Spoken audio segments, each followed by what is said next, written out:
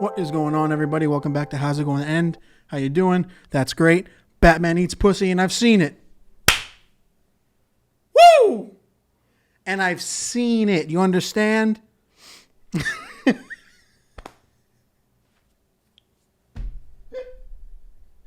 Oh my God, what a funny week. What a ridiculous thing that actually happened in this week that I'm so happy is a thing, but so confused is actually a thing. We'll get into a second. But God, that shit was funny. I don't know, I felt like starting off hot like that, you know? I can't believe that was a thing. For those that don't know, first off, what's going on? For those that don't know, the Harley Quinn animated show, I'm starting off hot with this because I'm a little late to it, like talking about it to people, because it kind of happened like just after last week. The Harley Quinn animated show it's actually really good. 2 seasons out right now. The third is being made. I think it's going to be on HBO Max soon. Really good, surprisingly good. I did not expect to enjoy it as much as I do. Super raunchy, super bloody, super gory, like straight up, not like any other DC animated anything. So there's a bunch of sex, there's a bunch of blood and body parts, and it's fucking crazy. It turns out for season 3, I guess they were planning on doing a sex scene between Batman and Catwoman, and in that sex scene, Batman is going downtown. Batman's eating Catwoman's cat. Can't believe I just said that. But that was supposed to happen. And it turns out that had got taken out. Oh, I want to know the exact line. That got taken out by executives. Because, and I quote, let's see the actual quote from these fucking shirts and suits. The exact quote, yeah. A season 3 scene depicting Batman going down on Catwoman, quotes, was deemed too risque and thus couldn't make the cut. The powers that be indicated that they'll sell consumer toys for heroes, and it'd be hard to sell a toy if Batman is also going down on someone. Oh. Kind of ridiculous for a couple reasons. The main reason being, you can still sell Batman toys, and kids who don't watch the show could still buy a Batman toy. You know what I mean? That's kind of the main point. The quote, the exact line they used was heroes don't do that, or some shit like that. That's not what heroes do. Which is like those poor wives of these executives. They are just not getting any fucking love down there, and that is sad. The ridiculous part is they tried to put it under a moral thing. I understand just being yeah, it's too raunchy for the show, which is they've done some actual wild shit on this show. But they tried to do this weird moral standing type thing that makes no sense to me. Heroes don't do that. I don't get that. I mean, you've done a lot of crazy shit to the point where it's it's clearly a heightened superhero reality. It doesn't really, you don't have to, are you depicting suddenly realistic superheroes? You don't think fucking these guys or chicks are going down on their partners?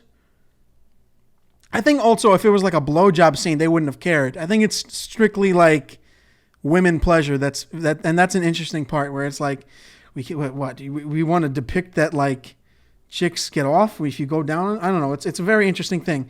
What's different about it is they added a scene that doesn't exist canonically in the comics, or at least in the Killing Joke comic, to the Killing Joke animated movie of Batman and Batgirl fucking on a roof, which is super stupid. I didn't care much for the scene when I saw the animated movie. It didn't matter to me much, but it makes no fucking sense. To include it into that story, they just wanted to, I guess, add another level of Batgirl means more to Batman because he fucked her, but I don't know. That was ridiculous, and that's a thing that everyone was bringing up in this entire situation, which is hilarious because it's heroes 100% eat pussy, but they don't fuck their wards that they've raised, kind of essentially, or brought into this crime fighting world on rooftops, especially when they're like, I think at the time she was also in a relationship with Nightwing or something. I don't know. It's pretty fucking dumb, but yeah, I don't know. The best part about this, here's my favorite thing about this entire fucking situation is I don't think like there's like outrage surrounding it. Kind of, it's very different from like Snyder Cut outrage or anything else. It's like very meme outrage. I want to see it just because it sounds hilarious. I don't genuinely like care if it's shown or not. At this point, like they could have just said nothing, but the news had to drop because everything is news nowadays. But like they could have just been like, yeah, we just cut some stuff. And it's like, oh, that sounds like something that, this company does with their projects. I understand that. Especially for an animated show, it takes fucking forever to make something animated. Like, it's a very different situation. But the details surrounding all this is just so funny to me. And then the moral idea, or it's not even moral, to like, something about, oh, heroes don't do that. Eat pussy? Are you kidding me? Heroes don't do that. Ask any hero, they'll go, ew, yuck, I'm DJ Khaled, I don't eat pussy. DJ Khaled eats everything but pussy, apparently, by the way.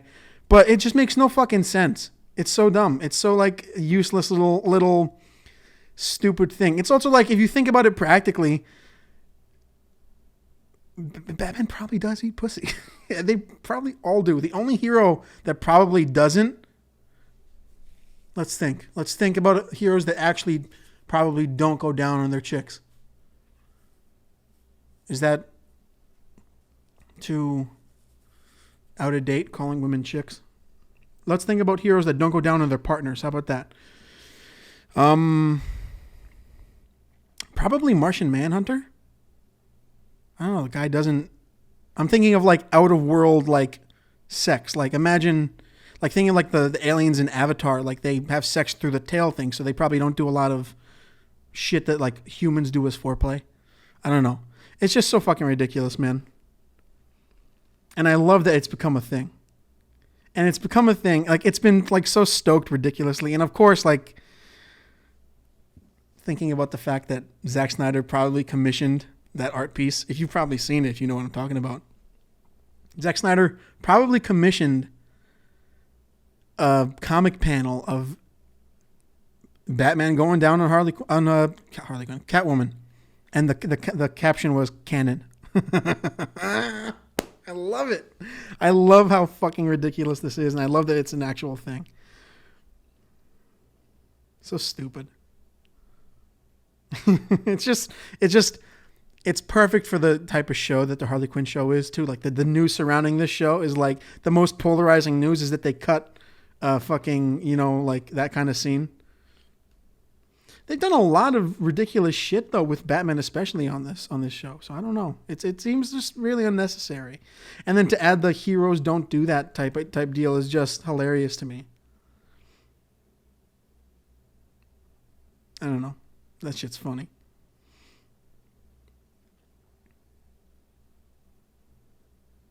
And it's really just, it's almost like it's one of the more out there comic book shows. Animated shows, I mean. It's super like, it has its own canon, kind of. I mean, it has its own history with all the heroes and all that. And it's actually pretty good. And they explore like a lot of interesting shit on the show when it comes to like relationships and all that. So, I don't know. But I love that this happened. I love that it caused this much fucking trouble. One, because it shows how ridiculous the moves being made behind the scenes are. Like, really? This is what you cut out?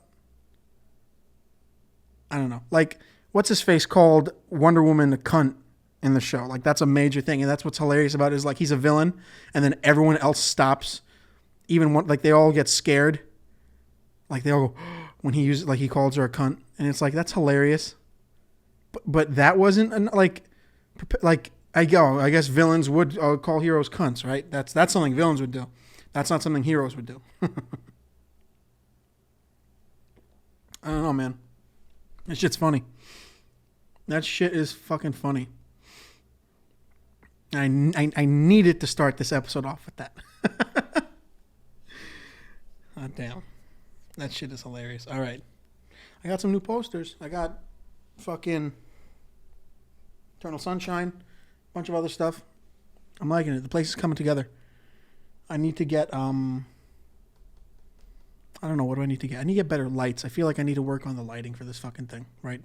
I think it's fine right now, but I need to get like legitimate studio type lights or whatever. But shit's expensive. But it's Prime Day, you know. Let's all contribute to sending Jeff Bezos and his brother into fucking space. What else is going on? Rick and Morty's back. Rick and Morty's back, motherfucker. And in a year, which is pretty insane for them. One thing I love that's pretty like a small like pro to this entire pandemic is it kicked the ass of a lot of animation shows and studios. Like, I think we can all agree that like Family Guy has been in kind of a lull lately. And by lately, I mean like the last 7-8 years. It's just been a lot of shit. But in the last year or year and a half, since last January or whatever, I've been kind of catching episodes here and there on TV. Because I don't stream that kind of stuff. You know, it's just, that's always on cable. And I've been kind of enjoying it. And I noticed that, like, not just with Family Guy, a lot of animation, like Big Mouth too. Well, Big Mouth had like a significant change during the pandemic due to all the outcry about the casting and all that. But I think that it really, so far, has forced these creators into like a creative burst. I don't know if that makes sense. Like, for example, perfect example is actually Rick and Morty. It takes them 3 years to make one season so far. It's taken what? Yeah, it's been 9 years, right? Or 8 years since the first season. And they've taken since it takes so long and they do other projects in between, each season takes fucking forever. And they split season 4, right? Into 2 parts. And the last part of season 4 came out a year ago around this time, right? The middle of the pandemic last year. And it was also pretty current. Like, they talked about it, you know, and all that. Or they nodded to it in some parts. So it's like it's kind of reminding me of South Park, where they're thinking of like they're sending in the stuff the week as it's going to air. So they're clearly putting in more jokes and everything, more current jokes. And they've got already season 5, 10 episodes ready within a year. And they're not going to split this season up. They did the way they did last one. So that's like a kick in the ass for them. I thought about this like last year while I was doing schoolwork for fucking to graduate. It was like, this is the perfect time to, if you're forced to stay home, if you can do your job from home, this is the time to do your job.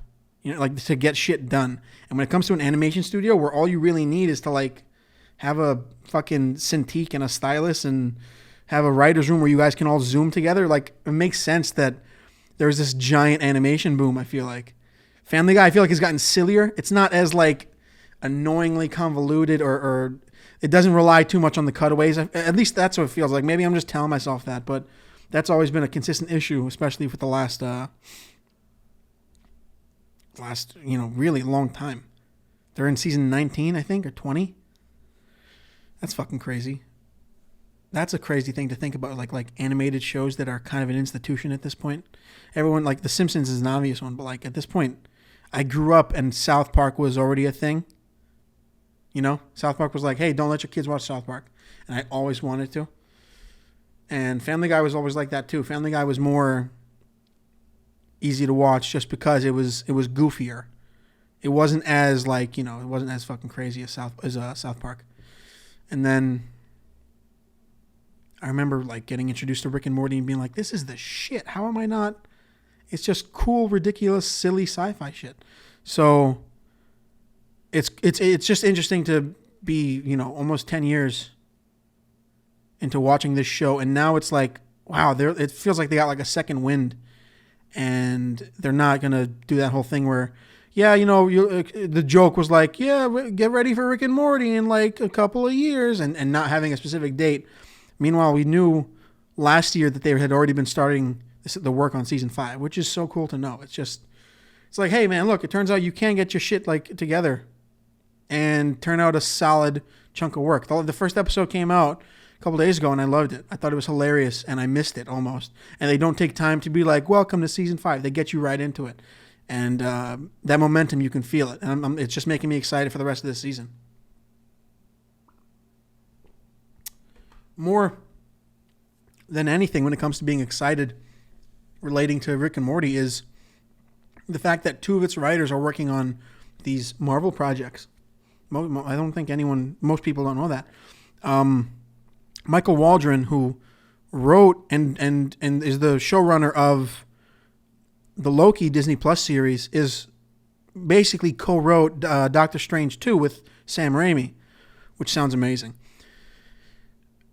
At the same time, the guy, Jeff Loveness, who I think he wrote the Vat of Acid episode, or I could be wrong, I think it was him, of season 4, which I think won an Emmy or whatever. It's an excellent episode. It's like peak Rick and Morty style and humor and aesthetic and everything. It's just so great, the type of feel it has. That's like the quintessential Rick and Morty type vibe. He's writing Ant-Man and the Wasp: Quantumania. And it's not a coincidence, I think, that both, Loki, Doctor Strange, and Ant-Man Quantumania are time, reality, multiverse related. You know what I mean? It's not a coincidence you have these 2, clearly genius writers from a show that tackles these kinds of sci-fi themes like it's nothing. And really in interesting ways, working on these, multiverse related stories for this phase of the MCU, which is, it allows me to put a lot of faith in these upcoming projects, because not only do I know who these guys are and I know their work, that allows me to be like, okay, I'm gonna look out for like specific strategies that I feel like I can pinpoint in their writing. Rather than like, the majority of these projects you don't hear about the people. Maybe they have a career in the industry and we all know them, but we all know them like without thinking about them. Like when you hear a song on the radio, but you don't know the name and you always hear it. It's like that. This is different. This is where we have these guys who clearly like know what they're doing, and we've seen we've been experiencing their stuff on Rick and Morty, and now I'm actually looking forward to their projects. I mean, already, we're going to talk about Loki later, but holy shit. Really good. Really good. This show, talk about momentum. This show has a rolling snowball momentum, and it's not taking its time. I think it's at a really good pace. I think that like Falcon and the Winter Soldier felt like it was maybe a little at first, a little slow to start. I wasn't entirely even sure. Like, I enjoyed the aesthetic and everything, even though I'm tired of the motorcycle, gun shootouts. I wasn't entirely sure of the full plot until like maybe episode 2 or 3, other than the clear like tones of not having a black Captain America. And then with WandaVision, it was an entirely different situation, because I think you're supposed to go into WandaVision feeling like, what the fuck's going on? That's all intentional. You walk in basically like Vision and Wanda being like, wait, what's going on? I don't understand. What happened to them now? And then that unfolds over time. Naturally, I feel like. But this one is like, you're in it. Here's the facts. We're going to stand back and we're going to show you the giant scale of the MCU in reality. And hold on, because it's getting fucking crazy already. I mean, episode 2, and there's already crazy shit going on. And apparently it's like just going to get crazier. Tom Hiddleston says it gets crazier. But we'll talk about Loki in a little bit. We're 20 minutes in. Wow, that was a fast 20 minutes. What else is there to talk about? I don't know. I've been working so fucking much these last couple months, so it's like a little all over the place. I'm trying my hardest to be consistent. I couldn't. The other night I was like, I'm not typically tired throughout the night. If I sleep up until about 9 and I have to start work at 10, I'm fine until about like noon the next day. But the other night, I was just, that kind of tired where your fucking head just goes, your neck constantly whips back. And it's like frustrating because it's not even real sleep when you are kind of dozing off. It's just your body just, shitting itself. So that the day after that, I was like, I can't. Like, that was yesterday. And I was like, oh, God, I don't want to have to do this now. And I didn't have it like whenever I try to do these and do these like to my standard where I'm like, you have a nice momentum and you're not really taking too much time. I always have like some kind of outline with notes and all that. I didn't even want to put the notes together yesterday. I just wanted to lay down and, play video games or do nothing, So, but yeah, no, I today's better. As I feel like if I keep up with the weekly deal, that's better. What are we on? I think this is episode 18. And I think for about 15 episodes, I was weekly. Or 14, and that sounds not bad, but let's try to keep it going, Yeah.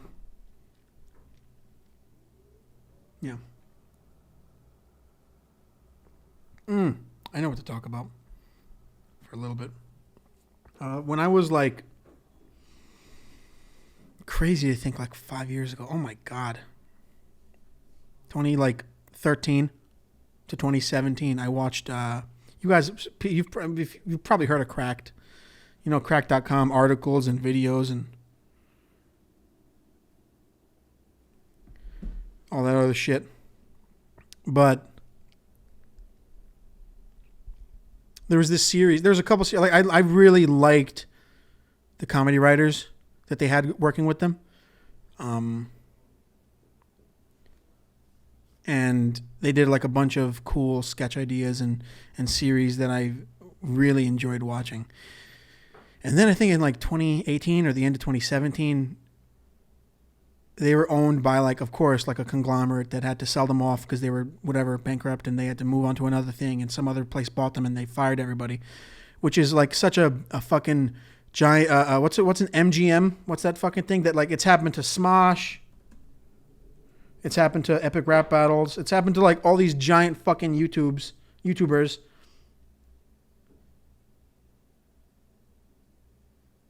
These like multimedia fucking conglomerates or whatever that buy up as many IPs as they can, and in reality they're bankrupt, but they like float basically like they float the channel's income, all the channels they have as their own income, which is I think it's fucking illegal actually. I feel like that's fraud. I don't know. I'm not an accountant. But yeah, and then when they end up we have to financially break everything down, so fire everybody, we're going to get new people on and all that shit. And that happened in the end of 2017. But that was a big part of my pop culture entertainment was Cracked, and the sketches and the think pieces and the video essays that they put out. And there were a couple series on there that I consistently kept up with, but there were these two that I watched with these specific writers and I guess performers in that case. After Hours and OPCD, Obsessive Pop Culture Disorder, both including the hilarious Daniel O'Brien, who now writes for fucking Last Week Tonight with John Oliver, and I think they just won an Emmy, or a year ago or whatever, they won an Emmy, which is hey man, talk about a fucking glow up, right? John Oliver's the fucking best. His show is the best late night show other than Conan, and his is only weekly, so which by the way, Conan's finishing this week. Oh my God, I'm fucking devastated. I watched Conan 12 years old, 13 years old on TBS consistently every night, Monday to Thursday. Just I need to be here from 11 to 12. Leave me alone. Let me watch Conan. But back to Cracked and After Hours. This show was so After Hours was basically, it was these four friends who also they were playing themselves. They were playing their characters who worked at their job that they actually worked at, and they were just pop culture enthusiasts, and they were all hilarious characters. And every kind of series has to have this kind of, over exaggerated version of their like people. You know, whenever you play someone like and This Is the End, they all play like awful versions of themselves. These guys are like all exaggerated versions or like reality heightened versions or of themselves, and they tackle. I think at the time it was monthly. They put one out. They tackle a different like pop culture. They dissect a different theme every episode, and they did it for a fucking long time. It's so hard to find something on the internet that's consistently good. You know what I mean? Oh, Jesus Christ, I'm sorry. To find something so genuinely consistently good on the internet, especially in the like the 2010 to 2020 era, you know, it's very difficult. And these channels, these series were so consistently good. Another favorite of mine, by Dan O'Brien, was OPCD, where he basically like he tackles these hilarious, interesting topics spanning all of pop culture that he covered and lured into, and it was just so satisfying to see. I think it was because before then I hadn't experienced like video essays on YouTube. You know what I mean? Where it's clearly like this isn't a 13-page paper that was typed out and now they're performing it, and it's entertaining because of how thoughtful and just like worthy of reading it is. There's something so great about that to me. About whether it's like a theory for like, you know, one of the more famous ones is like how Ferris Bueller is you know, a sociopath or he's a thought, he's a mental projection of Cameron from interesting, hilarious ideas of like ridiculous tropes that happen in romantic comedies. How like, you know, relatives always like if you're pretending like someone is your partner, for some reason your relatives always go like, oh, let's kiss each other in front of everybody, you know, and then it's an awkward like the two of them have to kiss and pretend like they're into it, and it's clear that they're not, but somehow that is proof to the family or to whoever's watching, oh, clearly they're a couple, you know. It's so, I'm doing a shit job at explaining all this, but it's really the most interesting stuff that I think I've like come into contact with on YouTube. And I remember when like After Hours, when basically everything finished, I just never kept up with it. They stopped. A bunch of the fucking guys got fired, and a bunch of them left and just moved on to other jobs. And I had become so like attached to these characters that they played of themselves and these specific series that I was like, damn, it's such a bummer that this can't go on forever. There's always that feeling of like, oh, you guys can't do this, you know, just once a month for 10,000 years. So, but I never thought of the idea of like, oh, they're just another like victim under the giant media corporation conglomerate trying to make as much of a buck as they can and not valuing how creative and interesting their stuff was. And I think Cracked is up again now, or it's been for like maybe a year, pushing out stuff with new people. And it's like, that's cool. Because it wasn't such a, and right now is not as formidable a time as it was, you know, in the last 10 years of like my entertainment consumption. I'm not keeping up with it, but I just recently found like a couple of the guys who were part of like After Hours and all that, in Patreon. And it's like, oh shit, this is a direct line, and they've been actually doing stuff. And why didn't I, as a fan, pursue being entertained by them more? You know what I mean? If I loved it so much, I should have fucking like, what are they doing now? And I guess I never really thought about it. But yeah, it's so good. I definitely recommend checking out the series. They have like so many interesting stuff in the last, 8, 9, 10 years. But After Hours in particular was a favorite of mine, and OPCD. So definitely check those out if you want. They're super entertaining. They're super like full of in-depth shit, that was kind of like before its time in a way. I mean, now you can find a fucking a video essay on why whatever the fuck is whatever now at this point. It's kind of super common. The market of that type of media has been flooded, and it's kind of hard to discern what you're actually into versus what is, just kind of out there to be out there. But at the time, it was like, that was my shit. And yeah, it's like, all right, it happened. It had a peak. It had a golden era, and now it's moved on, and now they've moved on. So I'm trying to keep up with them now. So definitely check those out on Cracked. I put up the link the other day, but maybe I'll do it again. I really enjoyed it. Wow, a lot of talking today. We're already 30 minutes in, I think.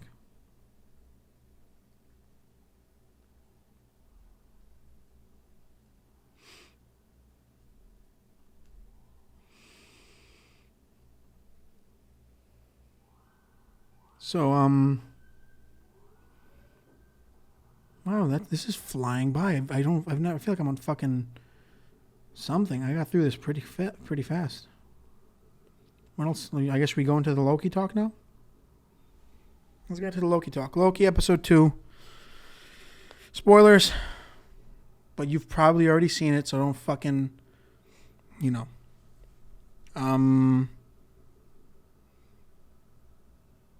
they've got Loki working with them, kind of, with the TVA. The TVA's got to get their shit together for many reasons. One, make projectile weapons. The fact that you got to get within like 2 feet to erase these people, that's shitty. You know what I mean? Get closer to them. And then you have to run that risk. Get a fucking gun that erases them. The only time we see the Minutemen, who are like the fucking lame-ass, stormtroopers of the TVA, really kick ass is when they go up against our Loki, because he's so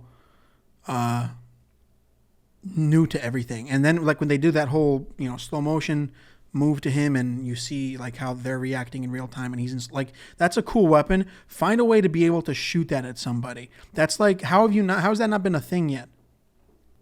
Like, all we keep hearing about is this other fucking Loki just slaying, mowing down these Minutemen.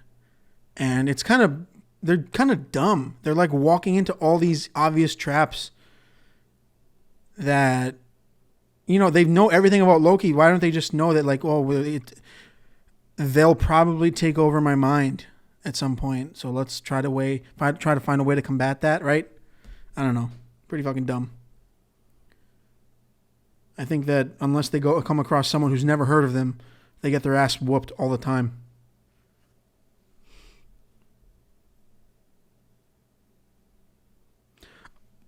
Also, why don't they like have a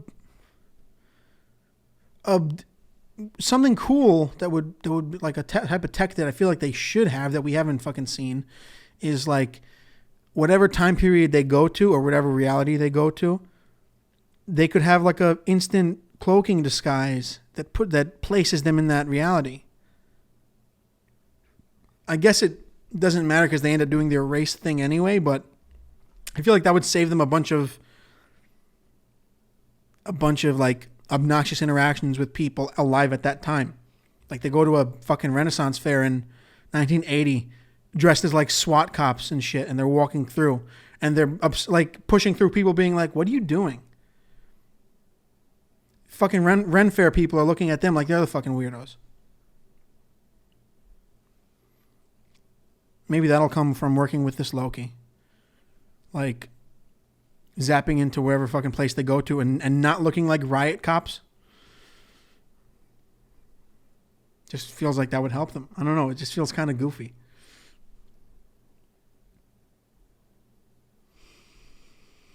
Or when they go to the Renaissance Fair and they're in the tent and they have to hurry because this, what's it fucking called? What's the fucking word? I can't remember. It's the word for like the rogue timelines. It's about to hit the red line and we gotta hurry up. It's like, hey man, aren't you guys like outside of time? Can't you just go back further? It reminds me of like, Doc Brown in Back to the Future always being like, we gotta go, hurry up, we gotta go, Marty, It's like, hey, you got a fucking time machine, right? Just go back. Maybe like, oh, it'll happen anyway. It's consistent. It's all whatever. Like, it just seems like, what am I doing? It seems a little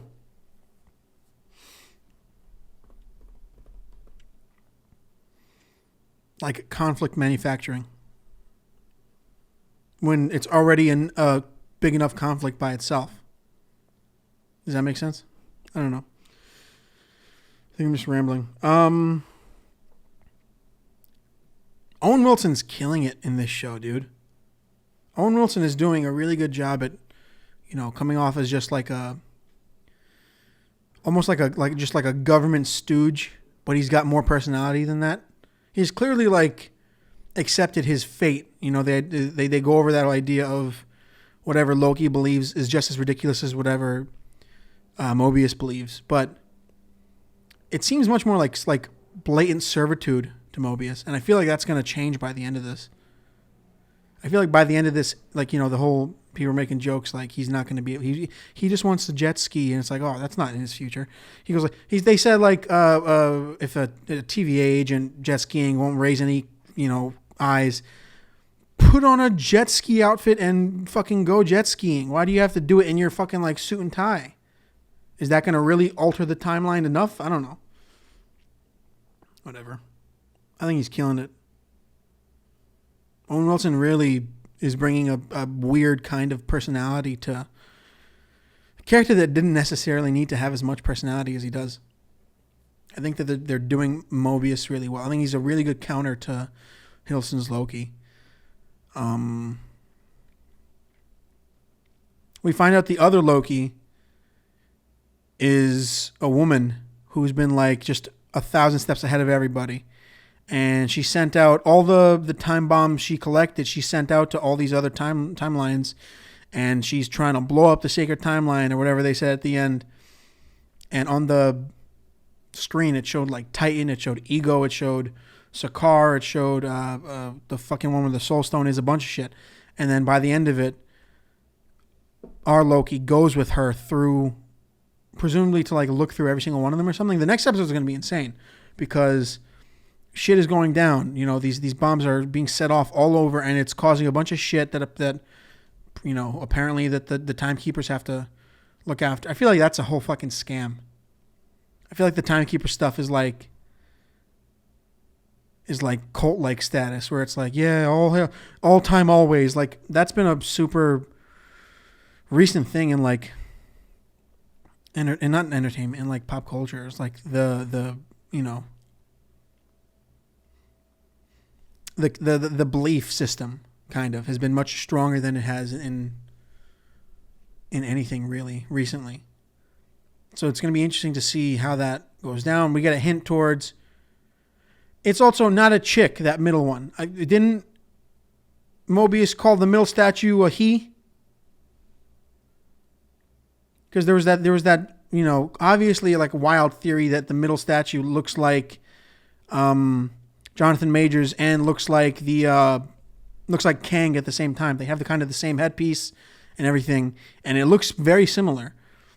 But then people were like, no, that's clearly that's a woman timekeeper. But I think he just called it a he. But at the same time, a theory that kind of bumps that theory out of the water is Mobius says to, I forgot her character's name, says to like his boss, like, from your other favorite agent or whatever. So, and we know that her character dates Kang in the comics. So maybe he's just another TVA agent that goes rogue or is missing or whatever the fuck. He's somewhere else doing something. I don't know. I would be surprised if we don't get something from Kang in this show, personally. Just because of how heavily related it is to the multiverse and everything. I mean, there's already so many like weird small Easter eggs. Like we see Peggy Carter in the first episode for a second. I wouldn't be surprised if we hear something about, Steve going back to drop off all the stones. Vormir, that's the fucking place with the Soul Stone. But that's interesting. I did like the idea. I liked the way that Loki figured out. I'm actually surprised that like no other TVA agents thought of this. that, like, if everything is predetermined and all these, like apocalypses are happening at the same time, that unless you do something, you can't, unless you don't do something big enough to stop the apocalypse, you can do whatever the fuck you wanted. So that's where the other variant Loki would be hiding. That's like a pretty legit way to think about it. I'm just surprised no one else thought about that. I think it's obviously the whole idea is like, Loki gets in the mind of Loki, But I loved that Pompeii moment. I thought that was cool.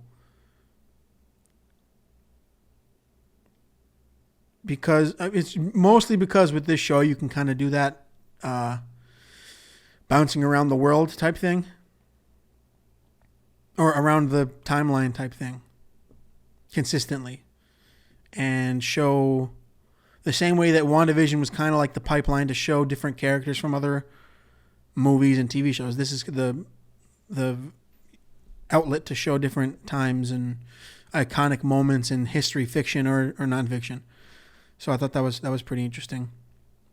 And the duo of Loki and Mobius is pretty solid. I doubt it, but I would love, just a personal fucking wish would be just a series of these two just solving time mysteries. I know that's not going to happen. I know it's like basically what everyone's been wanting from WandaVision, but that'd be cool. Just because they have such a great chemistry and they're hilarious together. That scene where they figure out where the gum comes from, the little, kablooey gum. I thought that was pretty funny. I don't think these have end credit sequences, do they? I don't know. I haven't seen any when I looked through the end of it. I know that Loki was kind of just fucking with them, but I liked the line in the tent. I actually wrote it down because I liked it so much. I see a scheme, and in that scheme, I see myself. I really enjoyed that. I didn't think that they'd be able to dissect Loki enough, or equal to the Loki we've seen in movies the last 5, 6, 7 years. And I think they're doing a really good job at it. So I'm actually really enjoying that. I'm really stoked about that.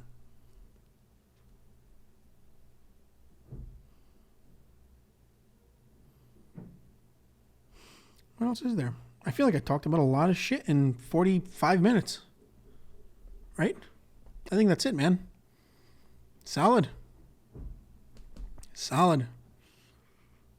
All right. If you want to keep up with the podcast, follow me on Instagram at Comedian of Cinema.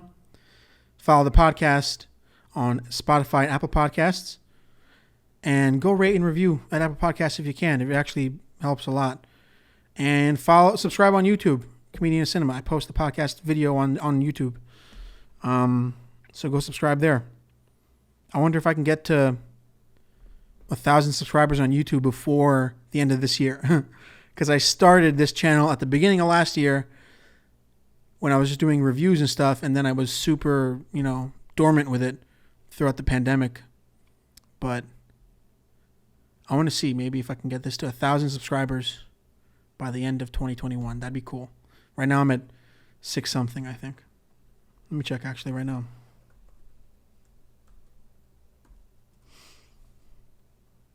Right now, I am at 684 subscribers on YouTube. If I can get to 1,000 by the end of this year, that'd be pretty fucking dope. So, go subscribe on YouTube, follow the podcast, Spotify, Apple Podcasts, follow me on Instagram, Comedian of Cinema. And that's pretty much it, man. See you next week.